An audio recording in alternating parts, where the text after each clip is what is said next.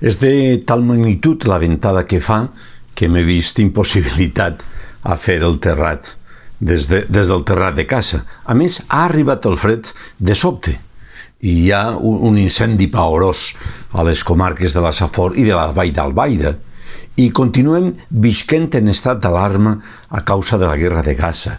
El conflicte bèl·lic d'Ucraïna s'eternitza en el seu 600 dia i si fos molt i molt creient no dubtaria a dir que ens acostem a l'apocalipsi.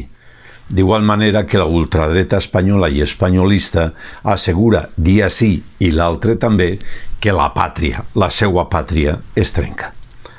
Afortunadament, l'entramat social i cultural del nostre país es troba aguantant molt bé l'embrancida d'aquelles persones que intenten destruir el que s'ha fet fins ara i podem acudir encara a bones representacions teatrals, bons concerts, trobades culturals i presentacions de llibres interessants.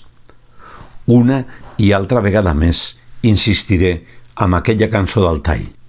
Per damunt de tot viurem.